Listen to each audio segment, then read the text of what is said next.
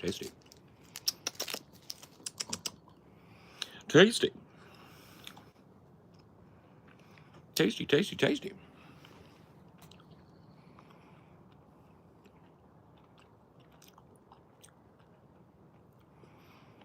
Tangy.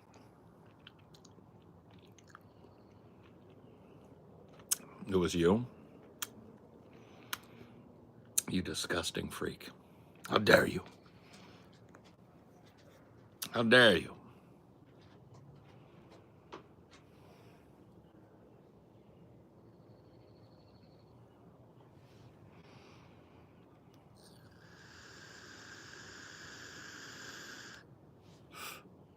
What was my favorite song in high school? Swimming Ground by the Meat Puppets.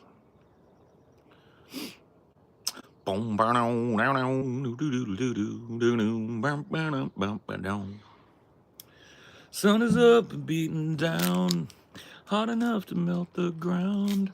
A little water would do us good. We'd go swimming if we could. Yeah, seen shadows, pouring rain, making everything wet again.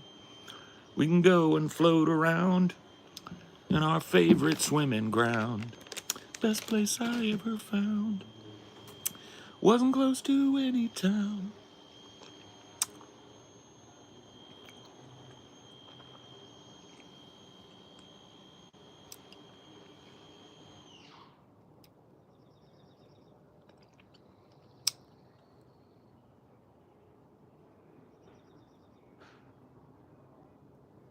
You farted. We'll turn on a little secret. I farted too. Keep it on the down low.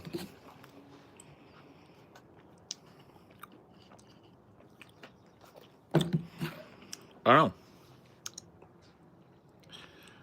I feel like if we did a show 7 days a week, nothing would ever happen. How you feeling after the Weeb Gauntlet?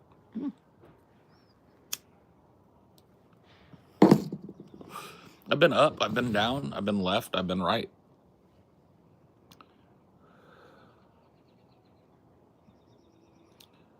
When in U.S. history or recent history, when we really started to have a fuck you got mine attitude? Right around 1776. Give or take.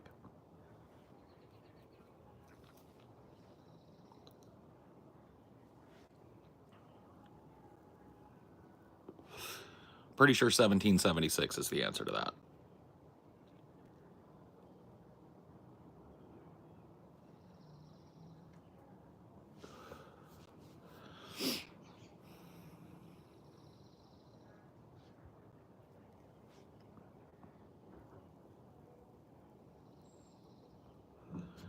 How do I politely tell my girl her head is weak sometimes? You gotta, like, be vocal. You gotta tell her what she should do. Smack her. Hey. You know what I'm saying?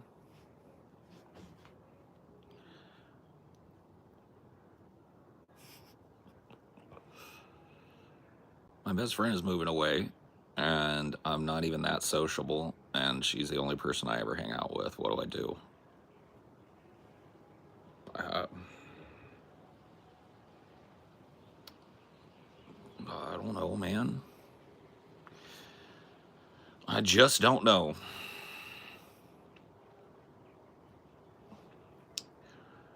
Living is bad for your health, friend. Existence, bad for your health.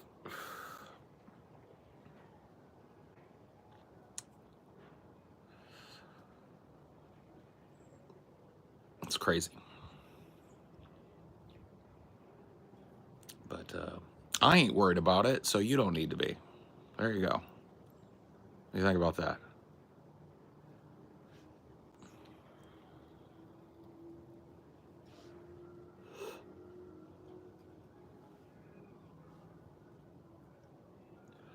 What do you spell head like H-E-D, bro? Does the A key not work on your shit? head. H-E-A-D is the word. Drop the hair routine? What's the hair routine?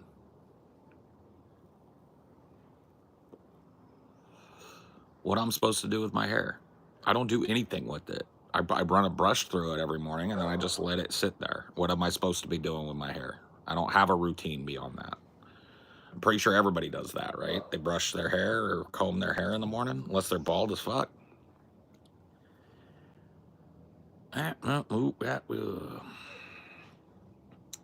So do you wash it?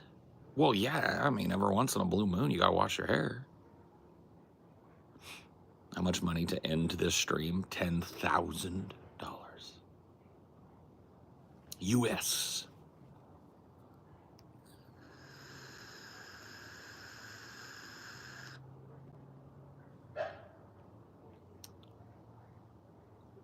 I know it's better to wash your hair less than more. I wash my hair probably once or twice a week. The other times, just wash below the neck. You know? You're not that rich. You asked for a number, bro. Get your paper up.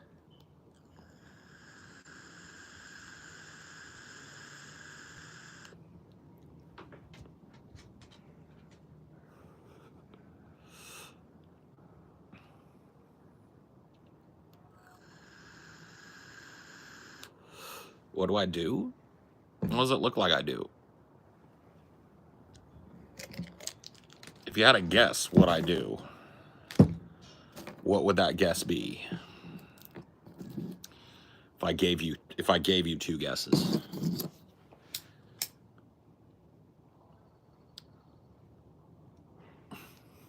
Something IT. At one point in my life, that would have been true.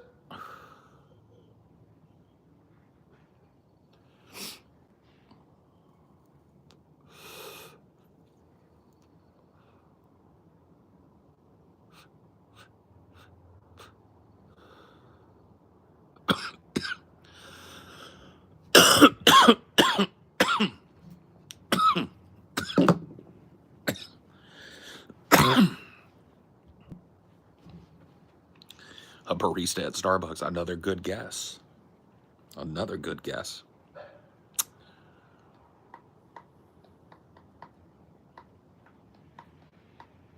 A game journalist? Cool. No.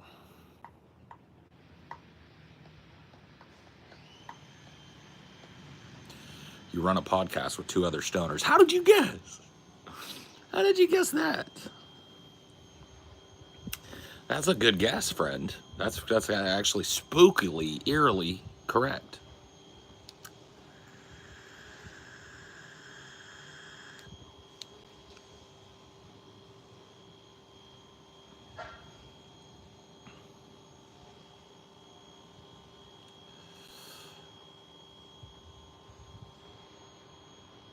I feel like there should be a 10-second window where you can't send it. Yeah, I mean, I could turn on slow mode. That forces people to wait in between, you know. But I don't know that it would fix anything.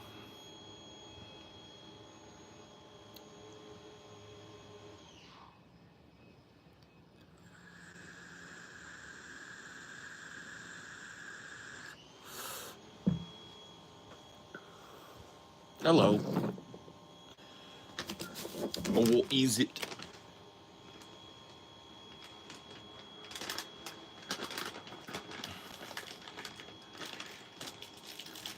Does mac and cheese wrapped in potato balls sound good?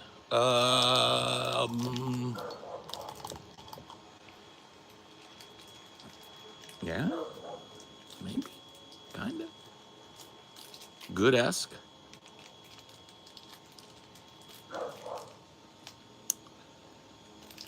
The last time I imbibed alcohol, the other night. Yeah, for the show, I had a chug of beer, remember? And then before that, it was a week before that, I think. Yeah, something like that. What do you think about Trump and Elon's breakup? So sad, man. So sad to see the two greatest minds of our generation fighting. I'm just kidding. It's hilarious.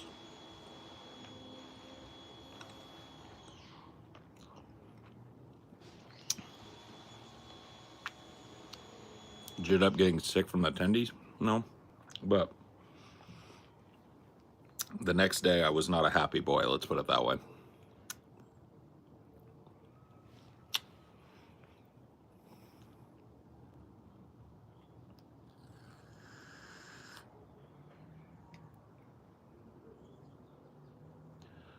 No, I survived the attendees. Thank goodness.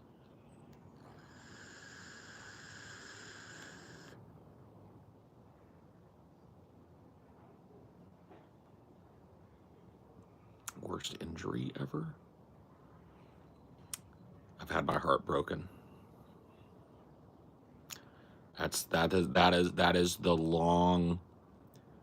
longest lived injury that I've ever taken. Heartbreak. It's true too. I've busted up broken bones and had surgeries and stuff, but it's the heartbreak, bud.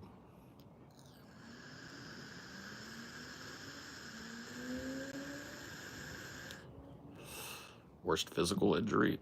Compound fracture of my right arm.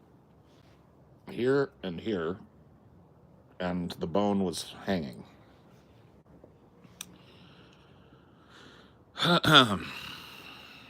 That was rough. That happened when I was about 8.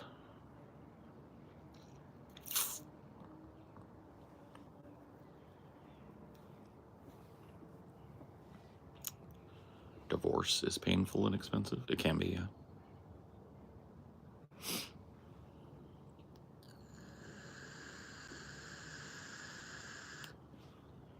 Yep. I got my arm rolled over by a roller skate at the skating rink. The most 80s way to break your arm ever. I took a corner, racing a kid, took it a little fast, tripped, fell. He rolled over my arm with a skate. Snap, snap. Just like that. That has to be the most 80s way anybody's ever broken a bone. Thank you, thank you, thank you, thank you. Far out, bro. That's radical. Radical, man.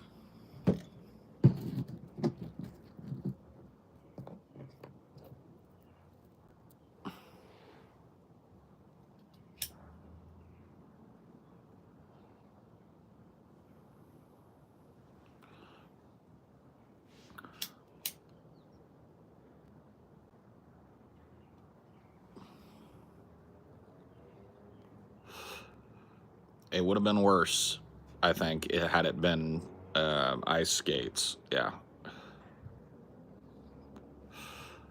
Someone who's a professional skating coach, you have to be a complete dumbass to run over some. We were being dumbasses. We were kids.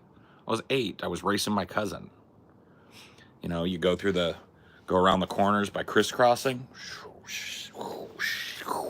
We were going fast, man, too fast. And I tripped. And I fell, and he was right next to me, and clunk, clunk, clunk. It happened, bro. What do you want? We're kids. Kids gonna do kid things. Kids gonna be stupid. Stupid kids gonna do stupid shit.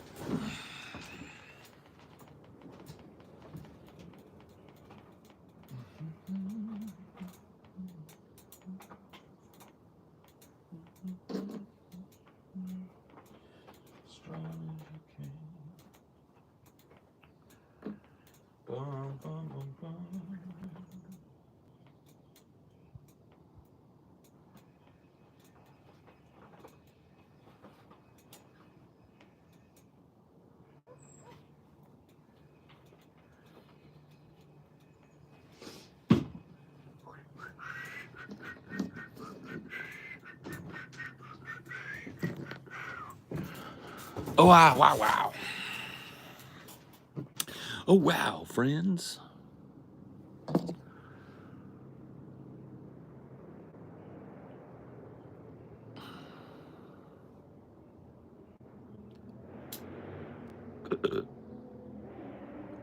Roller skating and blading is pretty dead, yeah.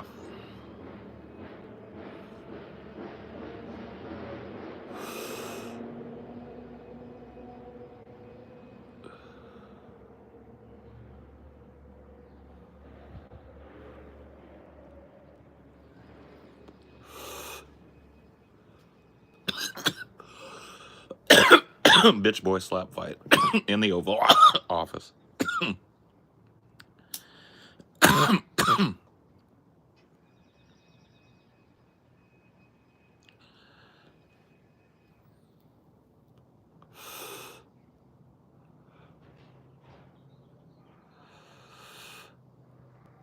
Maybe so. That might be it. Yeah, we create AI girlfriends and then people stop having children and it's over. Yeah, maybe that might be it.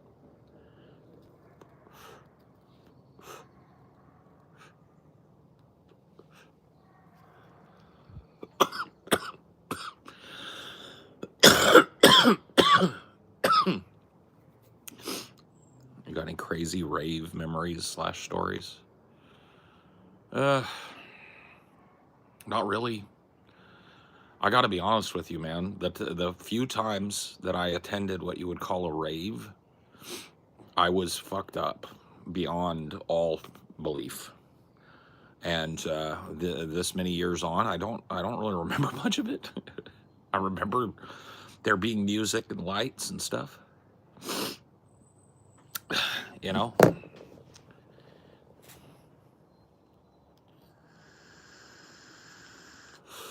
Yeah, I've been in some mosh pits for sure. Yeah.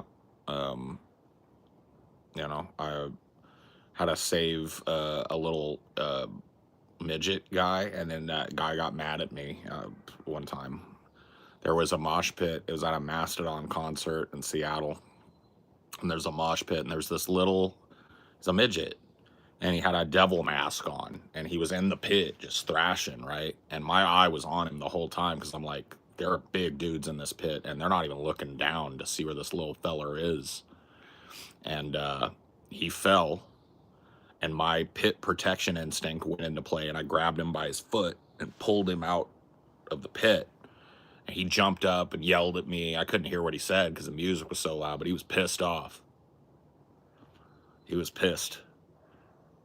So, I said, well, fuck him then. And I just stopped watching him. I was like, I'm not going to fuck that. Yeah, no pit instinct for you then, friend.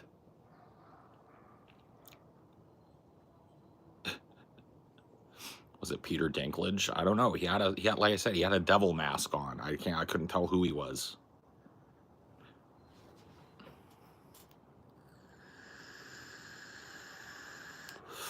Yeah, that was a rowdy fucking concert, Mastodon, for sure.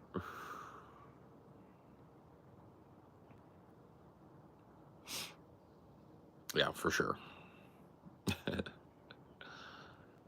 A midget into the moss pit. That's what I was saying, dude. I was on the, because by that time I was not trying to be up in the pit getting brolic, but one opened up near me and I got my fucking eyeballs on the pit, and I just keep seeing this little fella getting shoved around and stuff.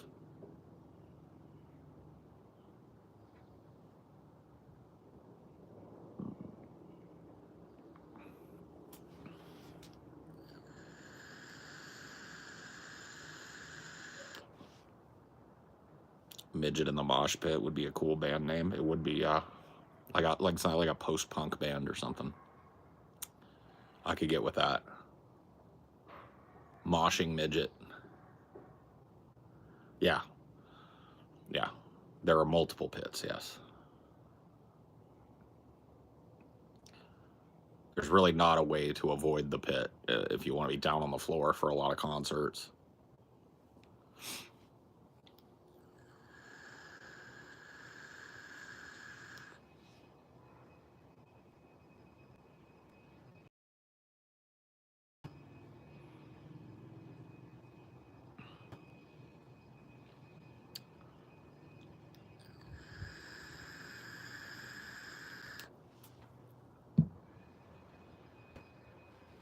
Saul was his name. I don't know. I didn't get the little fella's name, you know. I didn't get it. I wasn't asked.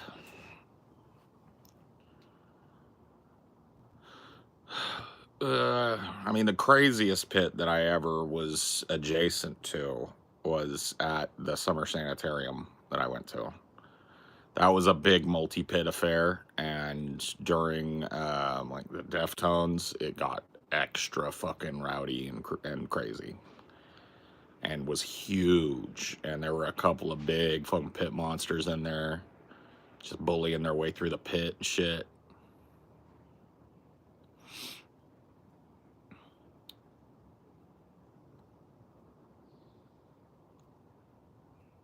Got to see Ozzy in 2018. Best show of my life. Cool.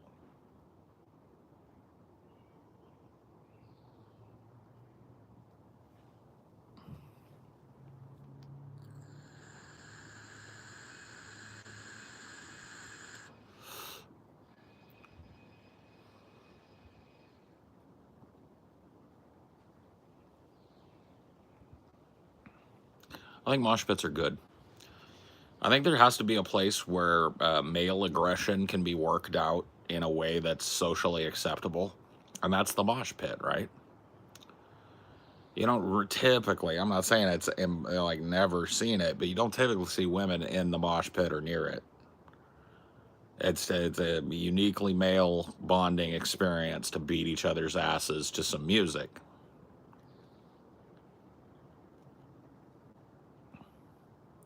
Are y'all doing a garden? No, y'all ain't.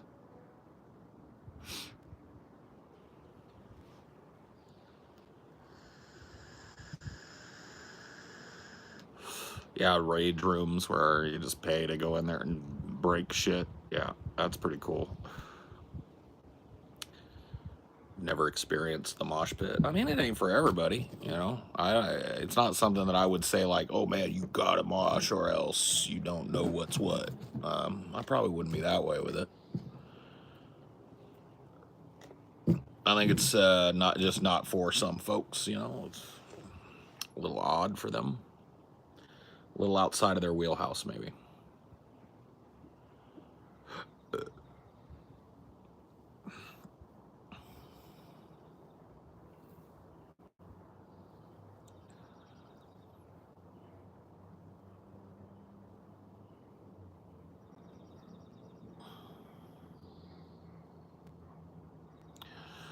We're going off the rails on a crazy twain.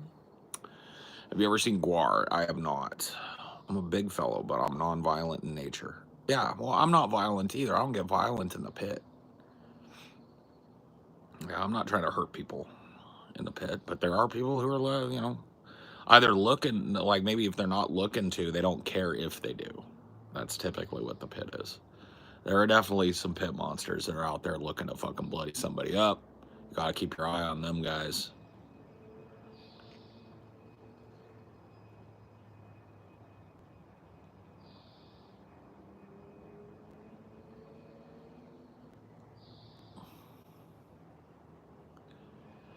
Yeah. No, I've been picked up in the pit and stuff. I know pit etiquette. I've been in enough of them to know how to be relatively safe in the pit, right? You keep your eyes open. Don't completely thrash out. You know what I mean? Look at the other people that are kind of losing it. Make sure nobody goes down and gets hurt. No, you know, that's not what the pit is supposed to be about.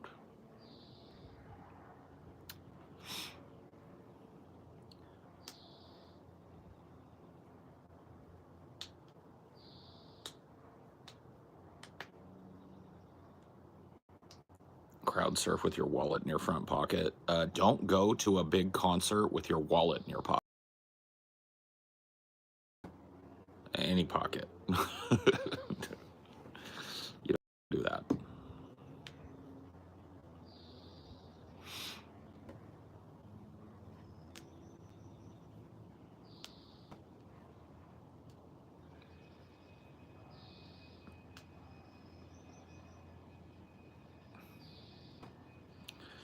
It's like people are like me and you would just be like, well, at my age now, I don't even really go in the pit, but I will maneuver myself to be on the edge of it because, you know, like you need that too. The people on the edge of the pit need to be aware of the pit as well, because those are the people that are gonna jump in and help if something goes fucking wrong in there, right? And so, yeah, I mean, but a pit needs that. A pit needs awareness, right?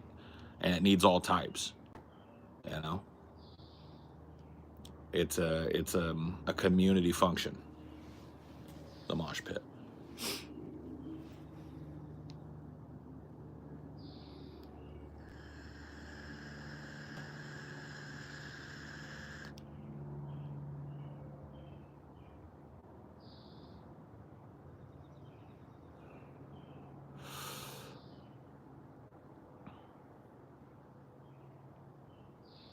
How's it going? I don't know. You fucking tell me. I don't know.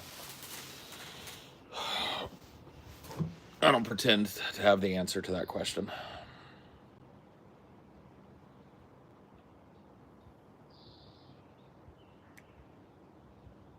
I do know that I'm feeling like ending the stream. I'm having an end the stream impulse.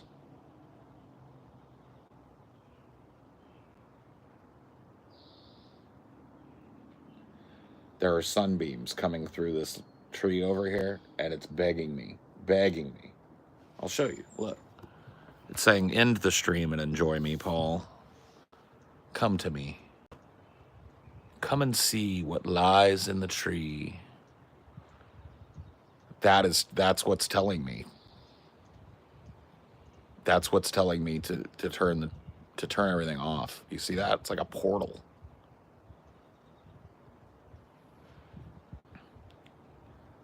See the portal?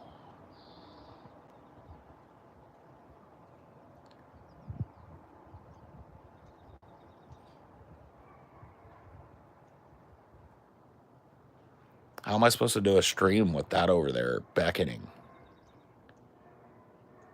You know?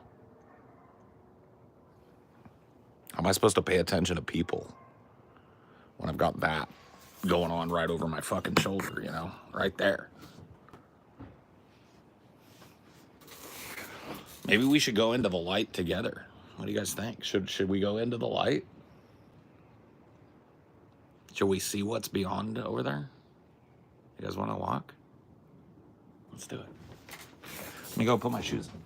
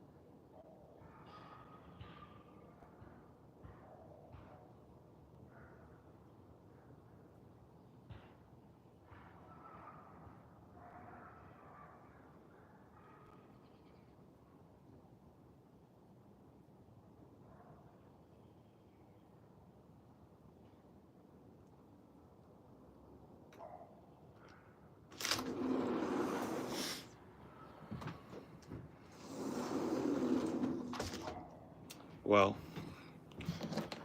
the portal is left. It's gone. It's gone. I had to go grab my shoes. I had to pee, and then I come back, and it's gone.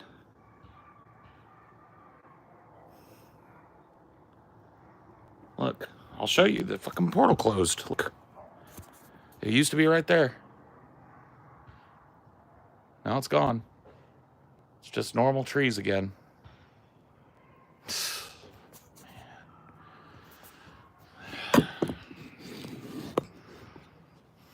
Opportunity missed. I will tell you this is nice, though. This is something that everybody will be jealous of as soon as I tell you what it is.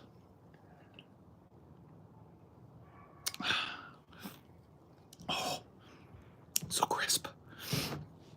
That. You guys are about to get excited. That is Diet Pepsi that has been sitting in the freezer and got not frozen, but slushy. Just starting to slush up. It's that cold. Yes.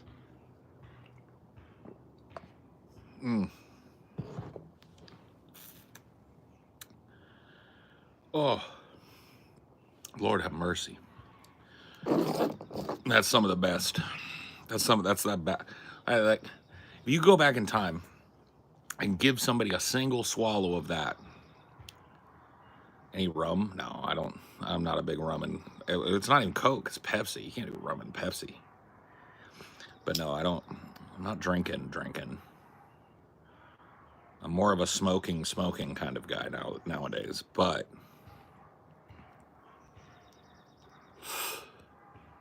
that frosty state, you know what I'm talking about. That state before it starts getting solid into total ice, but it's not quite liquid. It's just slush.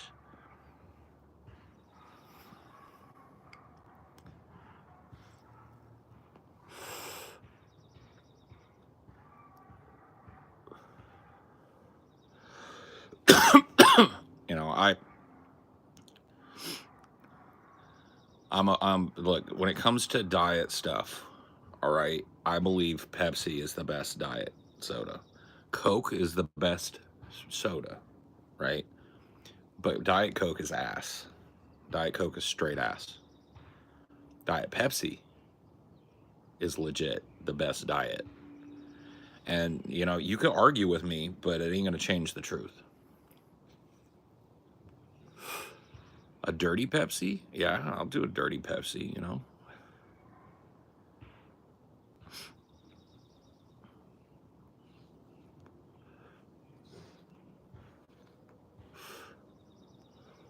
Coke Zero? Nah. Here's another hot take. Those zero sugar sodas suck ass. Like the zero, the Coke Zero or the Pepsi Zero or whatever it is, right? They suck. Diet Pepsi is the king. Diet Pepsi is the king. Diet Coke,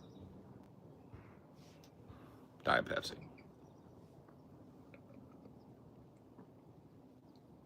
Oh. With a little bit of slush in it. Fago? I don't know about all that, bud. Your hot takes are actually logical. Yeah, I mean, you might not like some of my hot takes.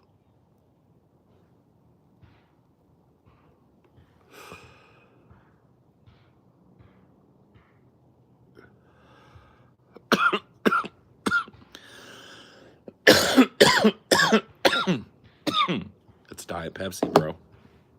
It's Diet Pepsi. Put them side by side. Give it the side by side, Matt. Diet Pepsi, Coke Zero, Pepsi Zero, Dr. Pepper Zero. Tell me that you don't come back to that Diet Pepsi. It's the Diet Pepsi, bro. You can't do it.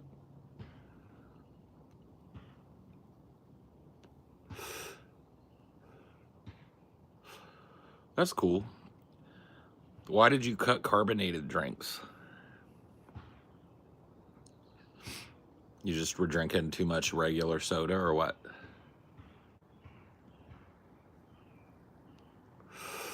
health nut reasons. Makes sense.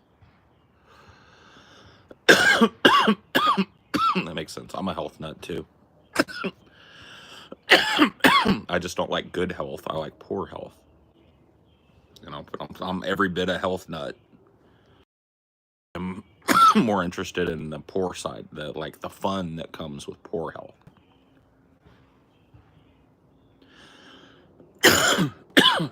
Georgia, Georgia,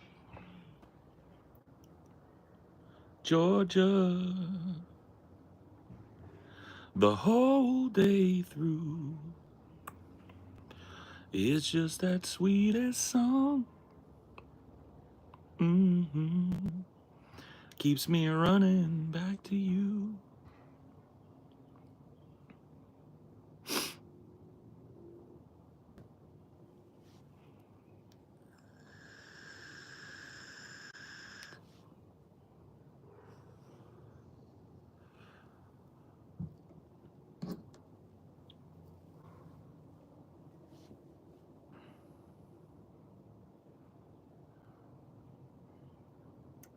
Of Willie's version of that song. Yeah. That's a song that was also like made to be covered. Although the original is the GOAT, but yeah. There's a lot of good covers of Georgia. Georgia on My Mind is the name of the song.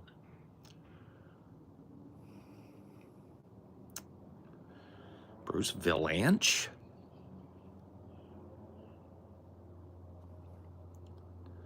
What's up?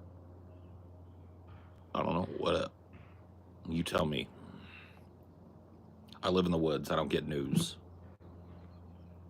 Bonfire stream when? I don't know, man.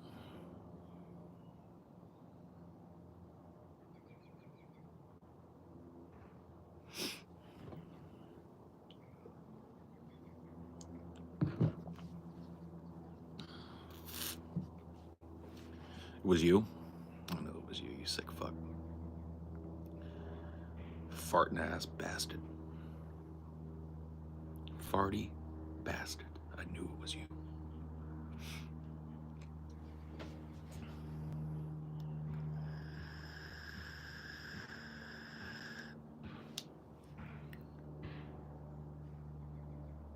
Fucking portal closed. All because I fucking had to go get my shoes and I had to pee. Sometimes it's a lesson. Sometimes you've got to snatch the moment. Sometimes the moment is now, not next time. Fucking portal closed, bro. It was right there. I could have walked right in it, but I didn't do it. And now it's gone. Now the moment is over. What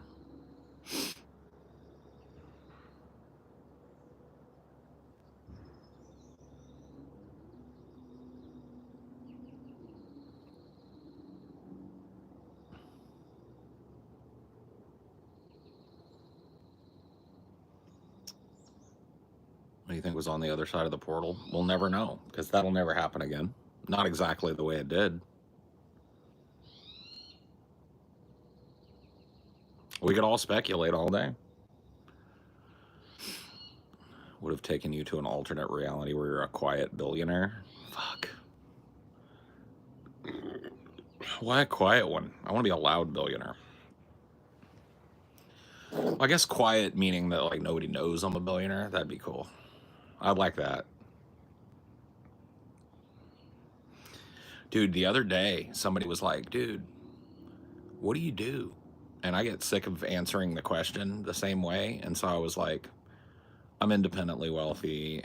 Sold my company a few years ago, whatever. And the guy was like, oh, really? Like, what did your company do? And I was like, I don't know, man. I don't really like talking about it. He's like, no, man, just tell us. I was like, okay. You know that thing in your car when you're driving down the road and a thing, you know, you're just gone like a block and a thing lights up and goes bing, bing, bing and tells you to put your seatbelt on because you forgot? That's my company. And there's a bunch of people in here that were like, Bass, that's awesome. Wow, this guy's cool. And for a moment, I was like, bro, if I had no ethics, I could be a god king on this planet. I could literally bullshit my way to billions. I genuinely believe that. I genuinely do. Because there were just like 25, 30 people in the chat that believed that I was a billionaire inventor of the seatbelt reminder, and that I lived in the middle of fucking the woods and stuff, and I had a helicopter. I mean, it was crazy. I was starting to slip into it, and I had to stop because it started to feel warm and comfortable in the alternate reality where I was a billionaire and everybody believed me. And I had to stop myself. If I didn't have that little ethical conscience in my head that goes like, you can't fucking tell people you are something you aren't. You can't keep that going. I could have, dude, I could disappear into that. You know, you ever feel that way? I don't know. Maybe other people don't ever explore that sort of aspect of their nature, but I definitely do. Well, that's what it is. I'm good at that. It was such a random claim. It came out of nowhere, right? And so everybody was just like, oh, you know, look at the guy. He's clearly sitting out in the middle of the woods. You know, he's not clean cut, so probably got money. You know, makes sense. Yeah, this is the guy that invented the seatbelt reminder. You know?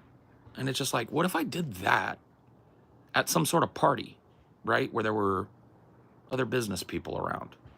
Like, how far down the road could I get with those people just with the brazen, bald-faced lie and the confidence and acting chops to back it up?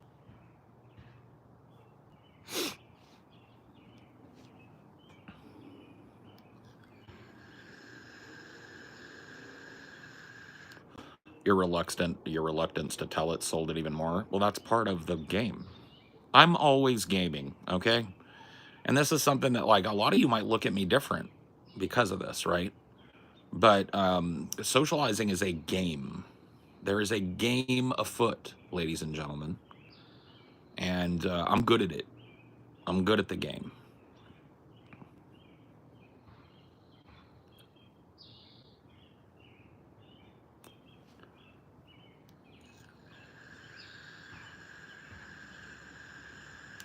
That'd be a good movie.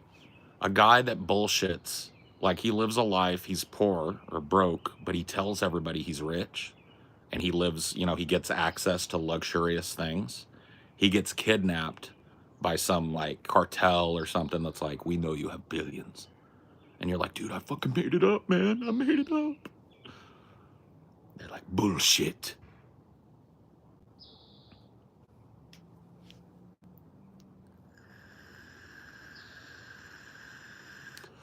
I don't have it in me. It takes a brazenness, Ghoul. I got to tell you that. It takes it's a certain amount of brazenness required.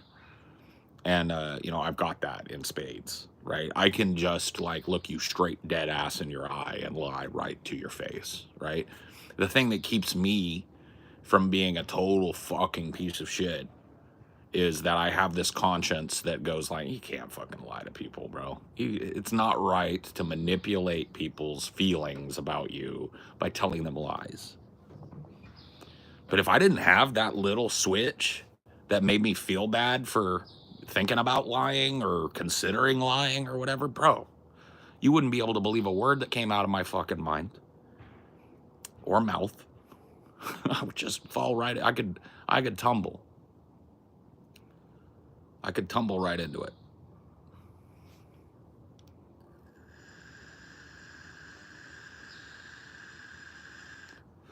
Nice lodgepole pine. That's a red cedar. And you actually have free will.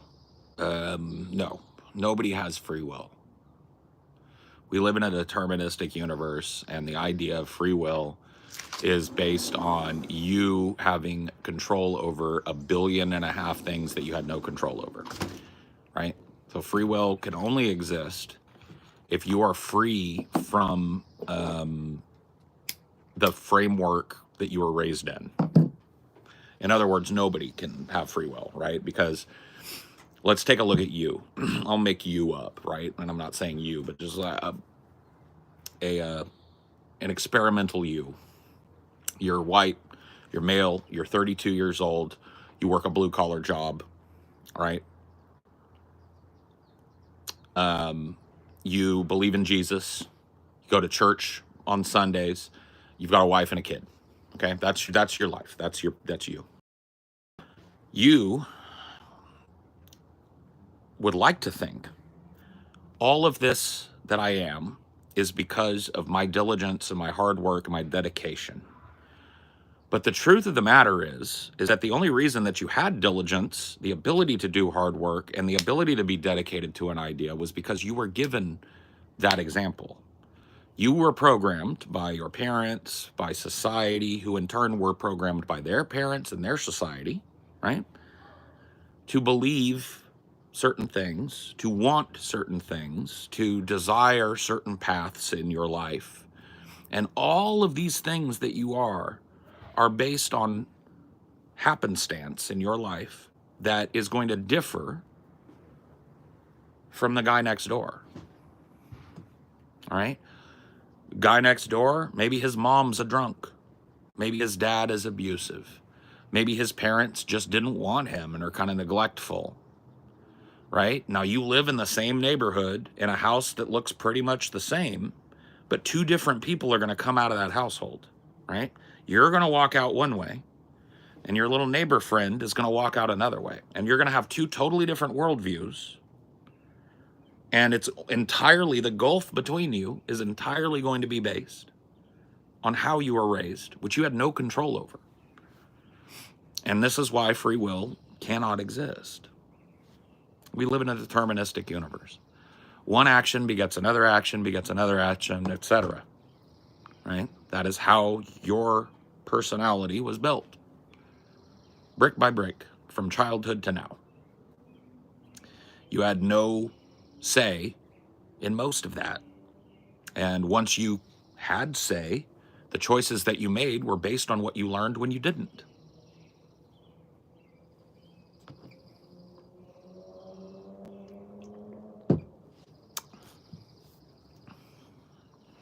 So, no such thing as free will.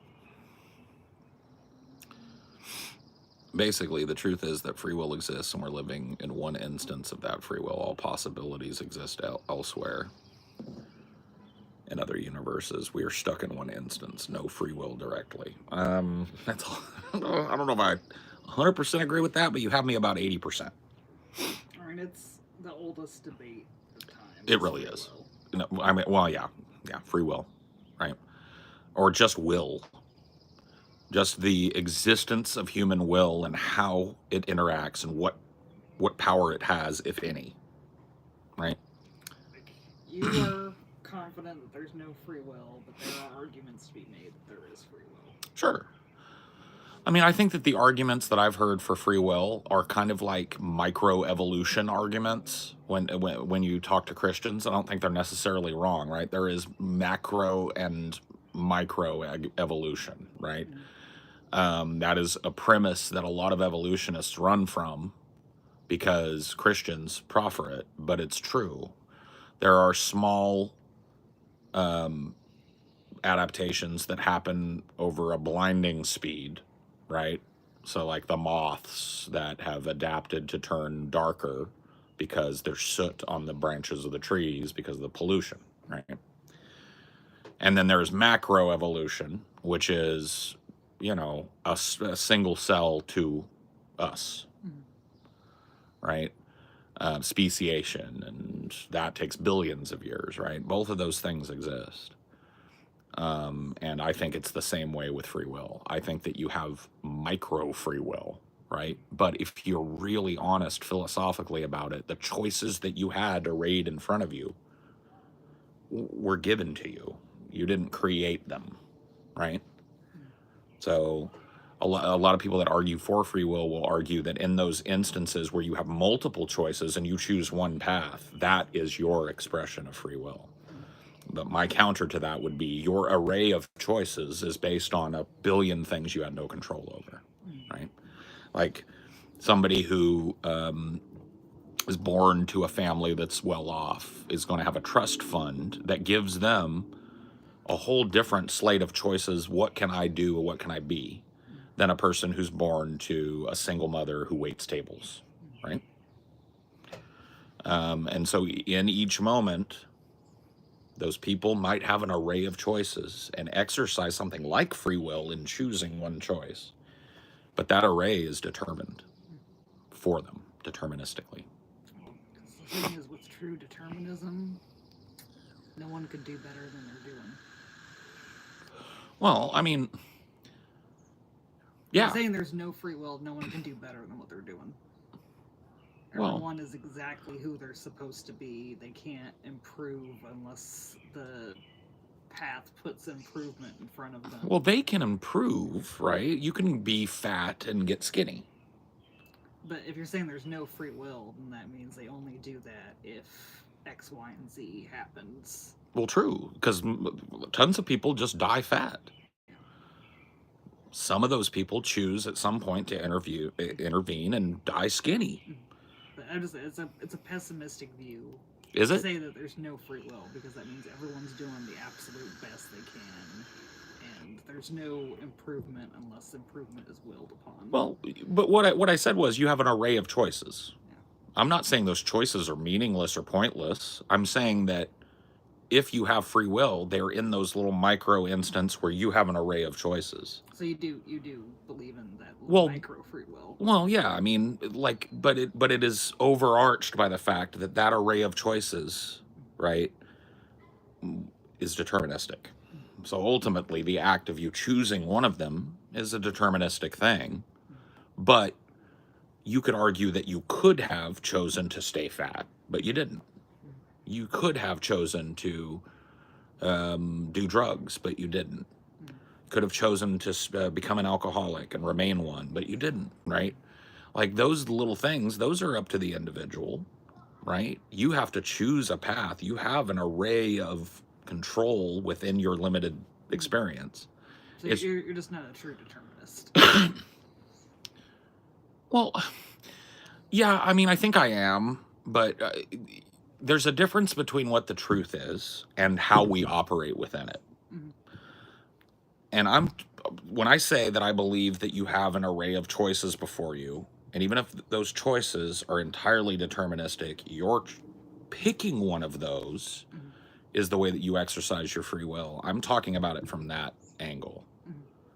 I'm talking about it from like the experiential angle, because yes, do I believe ultimately that we are no different from everything around us, right? That we're living in a state of conscious or unconscious action most of the time and none of us realize it? Yes. I don't believe we're much different. I don't believe we have this massive array of choices that a raccoon doesn't, right? A raccoon is limited by his or her circumstance in the same way that a human is, right? If a raccoon is born in a city, it's going to be a different kind of raccoon than if he's born out here. And if you put those two raccoons together, they're going to have very different lives and they're going to make very different choices. But they're both raccoons, right? So I don't know. Yeah, I mean, I feel like pure determinism is that everything, including your processing ability of making choices, is predetermined. Well, yeah. Well, that's why I say you have a limited amount of choice within your deterministic life, but those choices are deterministically given to you. You can't choose, right, to go out and buy a yacht. No, I'm saying that in the full extent of if everything is purely deterministic, then there is no choice that you are making. Every bit of your psychology that would make one choice over the other is determined. This is like the irreducible complexity argument, but yeah, no, I get what you're saying. So which is that you're saying that it's mostly deterministic, but you have well, I'm free will on the choice. I'm trying to shy away from the pessimistic angle of it. Because, yeah, ultimately, I do believe that what we do is what we do. And, there's that whole Nietzschean eternal recurrence thing where you live exactly the same life over and over again from birth to death, and you cannot change a single thing about it. I think that is more of a commentary on determinism than it is anything. And so, but I don't think, like, I used to look at it very pessimistically. I don't anymore, right? I see it as an aspect of life, right? And I see it as something that we share with the trees and the birds and the bees and all of the little critters and things. And so I don't want people to feel like I'm telling them it doesn't matter what choice you make. But Ultimately it doesn't, right? I just don't want that to be, because I can deterministically choose from an array of options as to how to present myself. I'm choosing to present myself in a way that, yeah, if you strip it down to the absolute logical nuts and bolts, I'm going to have to concede a whole lot. But I do think that there is some value in seeing the beauty in determinism. I just feel like you declaring that there is no free will kind of removes that nuance. Well, yeah. Well, and ultimately, That's like what I was kind of trying to say. Is Sure. Like, if you say that there's no free will, then it goes all the way to that. Whereas if you have a more nuanced, our universe is overall deterministic, but we still have free will in this, and this, then. Well, I mean, because I feel like it muddles it. Is if you're saying there's no free will. Oh, it definitely muddles it. Yeah. I think I do think it muddles it, but I think it is a muddled topic. Because what you just said means determinism too. The universe is deterministic, but we have these little choices within that deterministic framework. Well, I'm just trying to understand what you believe. Well, that is what I believe. I believe that when I first came out here, you just kind of said like there is no free will, and then Sure, yeah, no, that is what I believe. I believe that free will is a manufactured concept and only exists in self-pleasing ways. Like, it is not. I used to think, don't take any, like, there's no point in anything. I used to be just a straight nihilist. I'm not anymore. I'm more of an optimistic nihilist, I think, because I do think that there is beauty in determinism. I think there's beauty in knowing that you can let go, and beauty in knowing that there is a flow that you're a part of. And I don't think it means that you shouldn't care about your life or you shouldn't care about the things that you do, right? But I do believe that ultimately you have no free will. I just don't see it pessimistically anymore, and I think that that's what's muddling it. Is I want to have my cake and eat it too, basically. Well, you keep going back and forth. You keep saying like free will is only a concept, or free, but you were also saying that you think that there is free will in that minutia. I need another word for it. It's not free will, but it can be exercised in a way that feels like free will, and that's important, right? Making the choice not to keep drinking should feel good in your life, right?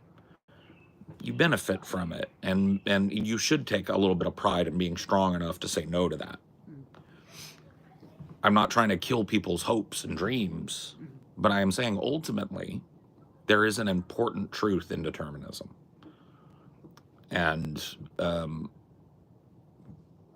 that's where I think this is getting muddled, because we're talking about the facts, the nuts and bolts of the universe, versus philosophically how do I apply it.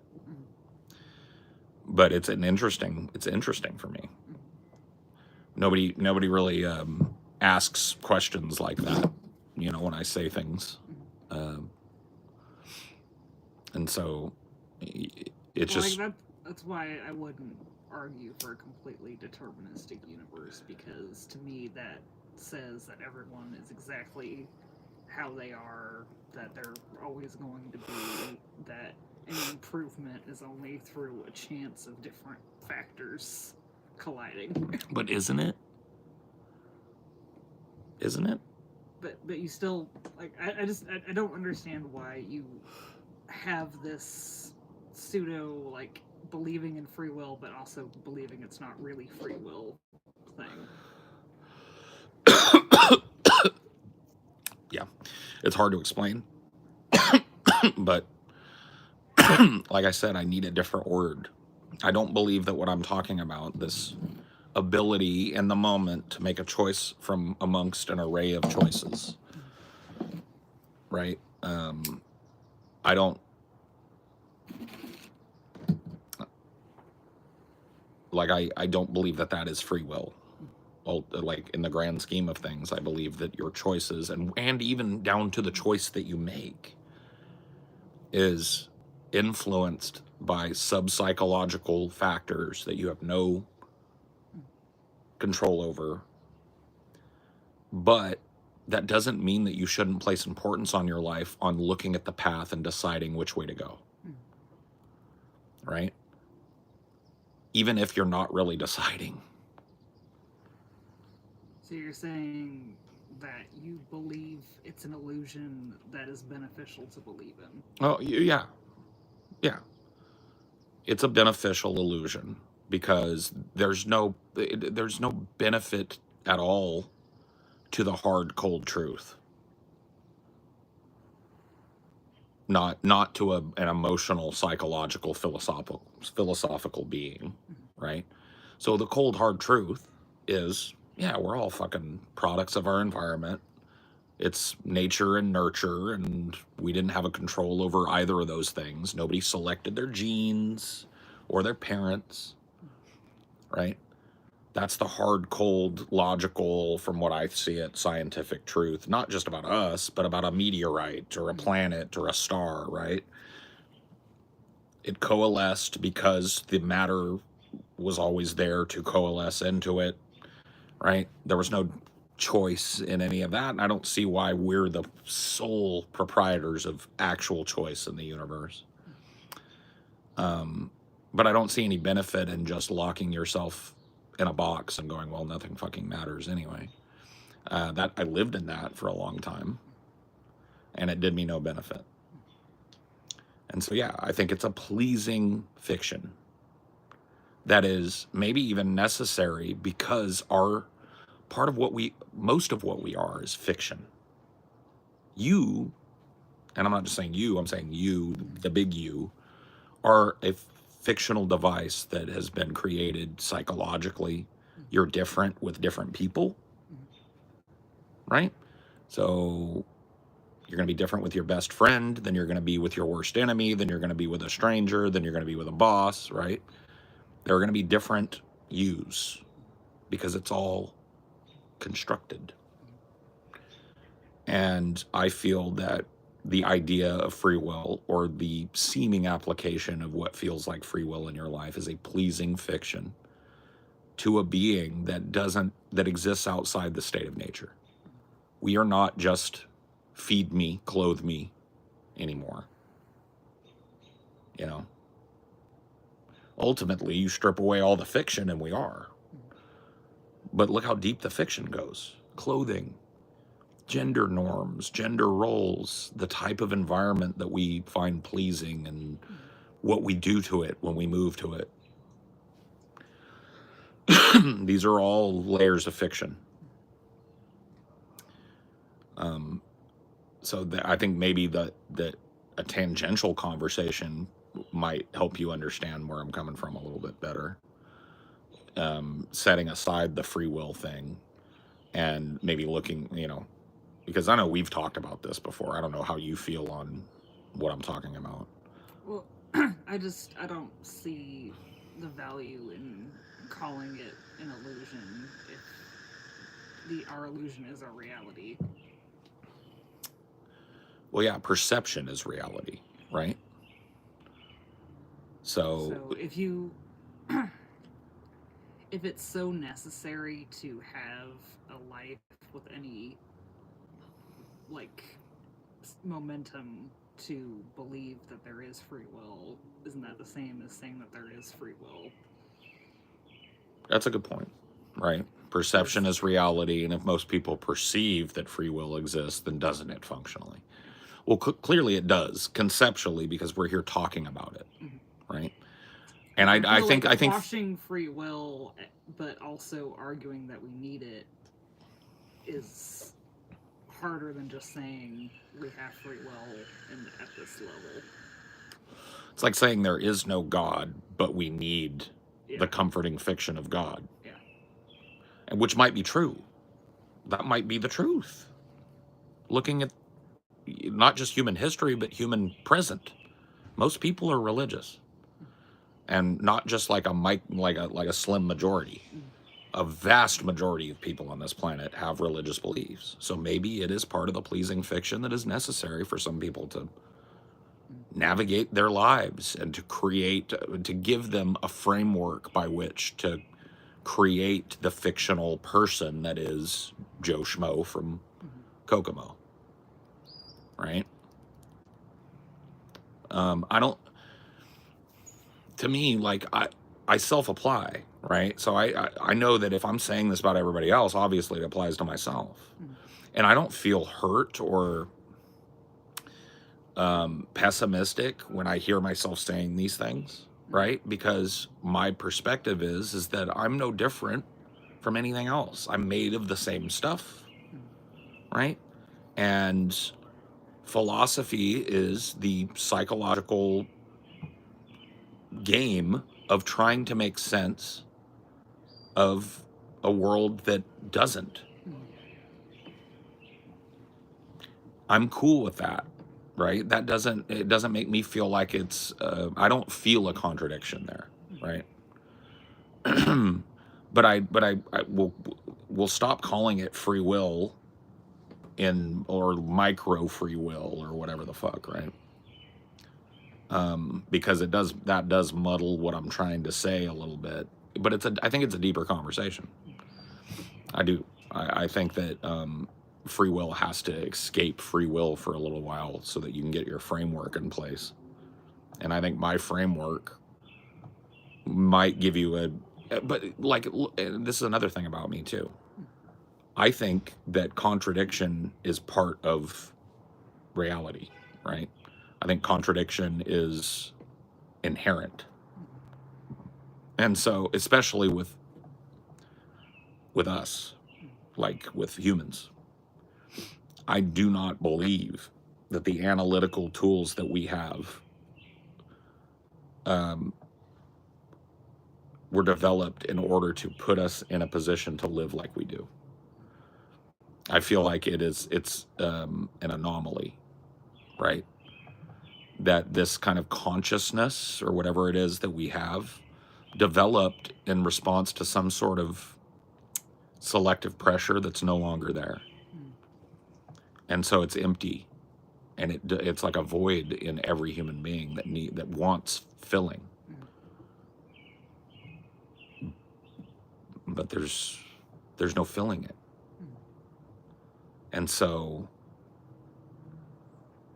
maybe that's the core belief that needs to be examined, that our consciousness as we experience it, because we see levels of that in our mammal brethren and lizard brethren and all of that, right? We see levels of what we would call consciousness. I just think ours had developed this sensitivity due to some selective pressure. Maybe it was just to get smarter than the animals we had to hunt. Well, the thing with evolution too is it's not just selective pressure; it's lack of selective pressure. So you can have a mutation that, as long as it's not detrimental, it'll survive. True. It doesn't have to be beneficial. Not every adaptation is beneficial. It Right. has to not be. So maybe consciousness was that then. Yeah. Maybe it was just like an accident or like a function of our intelligence, and some center that other animals clearly have overdeveloped, and it wasn't like an insane immediate benefit to us, but it didn't really help us in the long run either, right? It didn't impede our biological functioning, and it didn't stop us from feeding ourselves and protecting our young, right? But it did add this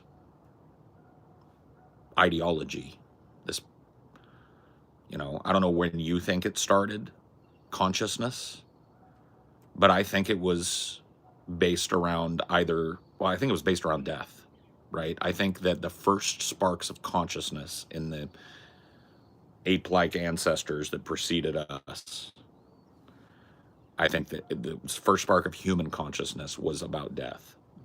I think it was the not being able to understand where that person went. I can't think of any other thing that would have jump started our move towards mythology than that. Animals mourn. So, are you saying that consciousness and mythology are intertwined? Yes, which is why I like confidently will say that it's fiction, right? Like it's a pleasing fiction that you have free will in your life, and maybe a necessary fiction. That's why I use the term fiction a lot, because yes, yeah, I believe that consciousness developed in response to just an animal that got too intelligent. Our brain processing got too good, and the question came up, where did that person go? So, if you believe that consciousness and mythology are inherently connected, do you think the only truly conscious AI would have to develop its own mythology? Well, eventually maybe, but the first truly conscious AI will be created with our mythology. We're creating it in our image. It's like the process that AI thinks with is based on how neurons fire in our brain. Like the AI field started with neurosurgery and shit. It started with whatever the study of brain function is, right? Higher brain function. And they built these networks to operate like our brains do. So it's being built within our fiction. I think a truly conscious AI that has time enough will create its own mythology, right? But I don't know that for a fact. It might be that we never create an AI that doesn't share our desires.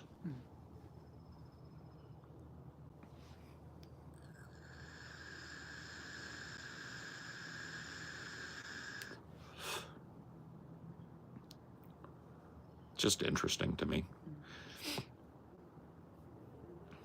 But yes, that is a good way of putting it. There is no fiction without consciousness. Animals don't tell each other a fiction, right? It's all physical. It's all biological and sensible, right? Don't you think? I don't know. I mean, you see squirrels playing. That's a fiction. Well, isn't it like when cats play though? It's a fiction that serves a direct purpose in their life. Well, then, Squirrels, nimbleness and agility, then aren't cats, all hunting. our fictions benefit us the same way? Well, yeah, So what's the difference between their fiction and our fiction? there isn't one. That's what I'm saying. So, Ours is higher developed. Ours is more complex than theirs. But I don't know. I would never say that there's a difference between our fiction and their fiction. Consciousness is a continuum in my world. It's not like you either are, it's not a binary. In my world, consciousness is a continuum, right? And there are extreme examples on the extreme ends of low and high consciousness. But I think most things are somewhere in the mushy middle, right? I think, and I think that's backed up. Trees experience music, right? This is just a weird scientific fact that plants are affected by music in positive ways. And so once again, yeah, I think that panpsychism is kind of what I've been leaning into. That's the idea that consciousness is a continuum and that there's a spark of it in everything, right? Or the potential for it in everything, maybe.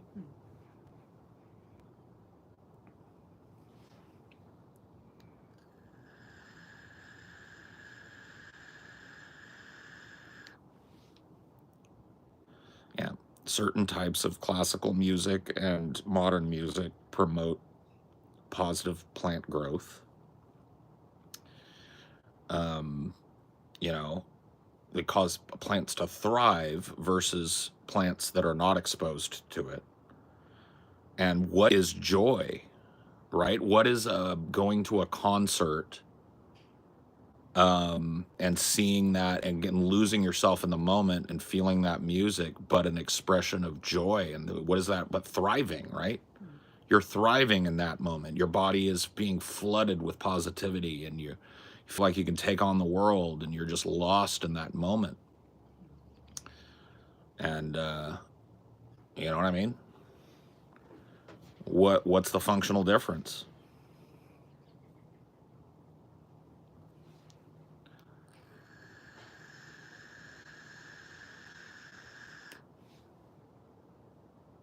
These AI algorithms are designed and engineered by human beings who haven't even figured out their own psychologies completely, the depths of the human psyche with which these AI algos are based.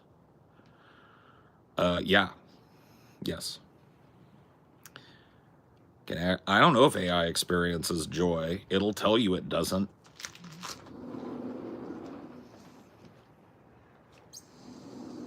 But I think it has to tell you it doesn't.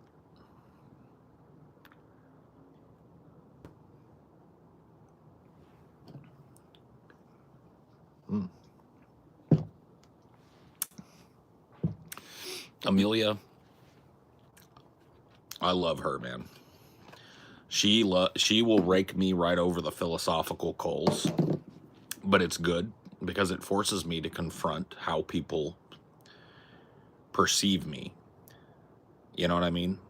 She's asking questions that other people are scratching their heads about, but are, you know, either unwilling or incapable of asking. And she's got a direct line to me as well. And that makes, I don't know, I just love her very much. I appreciate her beyond what I can express.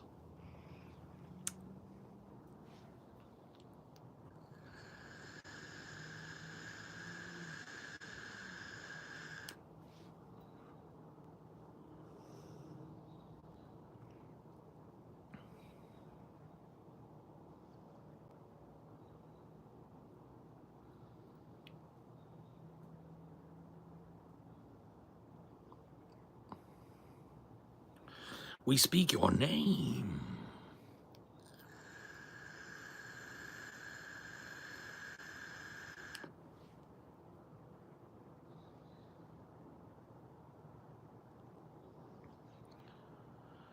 Where is consciousness? We don't know other than the ability to ruminate. Self-preservation, maybe. But are we conscious as we think? No. Like I said, I believe consciousness is a continuum, and I believe we exist somewhere around the center of that continuum. I believe that there are higher order consciousness. You know, there is consciousness with greater ability to integrate information and to integrate it more quickly. You know, I don't think that we are the theoretical pinnacle of consciousness. I think that that's hubris. And if that's not the case, right, if we're not the absolute of what consciousness is, then that means it's a continuum. That means we're somewhere on that line, which means that there are things higher up the consciousness scale and things lower. What it means is you can't look at other things, other living things, and see a difference between you and them, right? Not functionally and not fundamentally.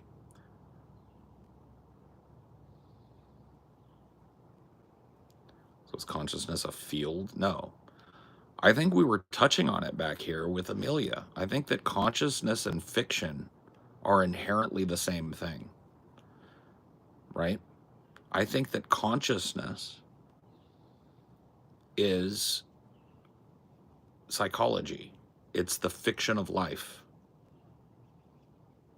right? It's the why and the what.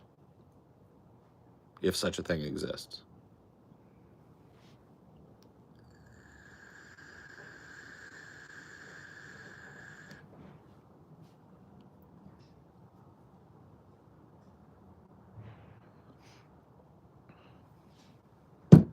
There you go. That's some deep shit. Are we even real? No. We can get into that if you want.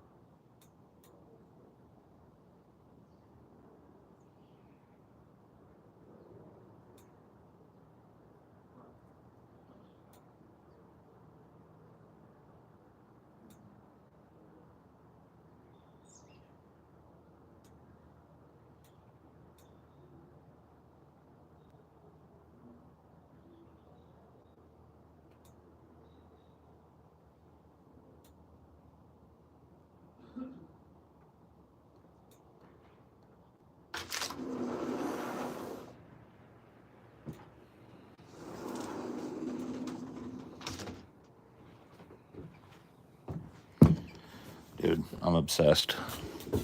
I had to go get myself another cup of frosty Pepsi, bro. It's not, send help, because I'm addicted to the frosty diet Pepsi. Oh, it's so cold.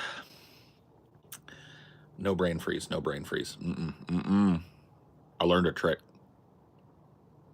Okay, it worked. When you feel brain freeze starting, smash your tongue against the top of the roof of your mouth as hard as you can. It helps, dude, because I get crazy brain freeze. I don't know about you guys. When I get it real bad, it's like there's an ice pick right here. It's just like, I'm like, ugh. It's always on this side too.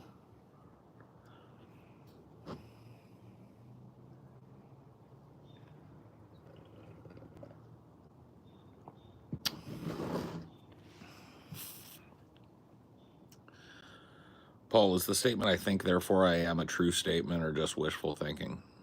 Where would we be without wishful thinking? Where would we be without wishful thinking?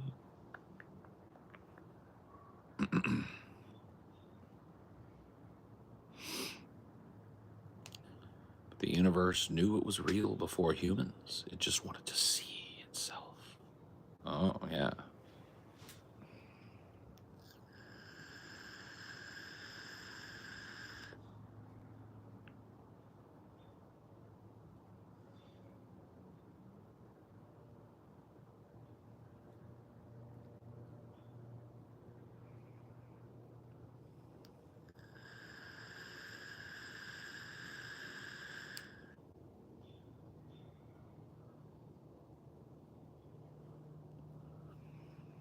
Crossing that bridge, with lessons I've learned, playing with fire and not getting burned.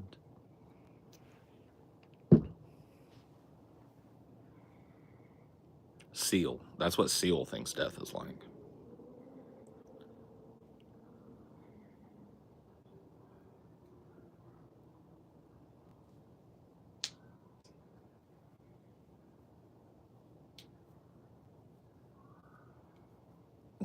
Seal is a goat. Yeah, yeah. And he's married to Heidi Klum, too. Lucky piece of shit. The fuck, man? Heidi Klum? Really? Seal? Yep.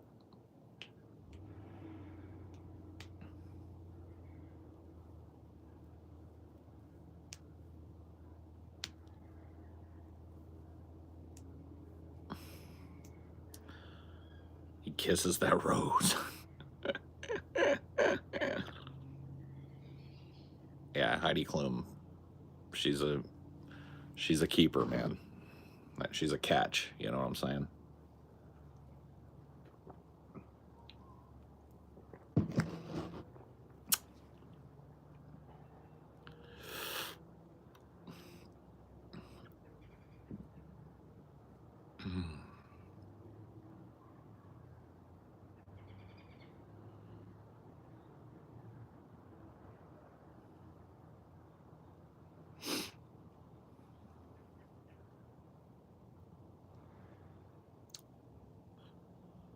Hmm.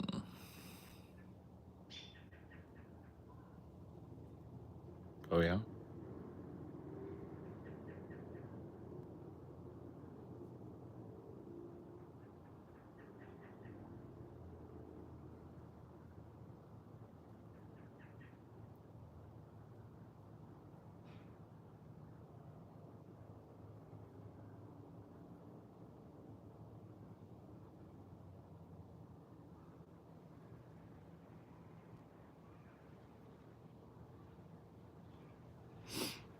I'm out of here.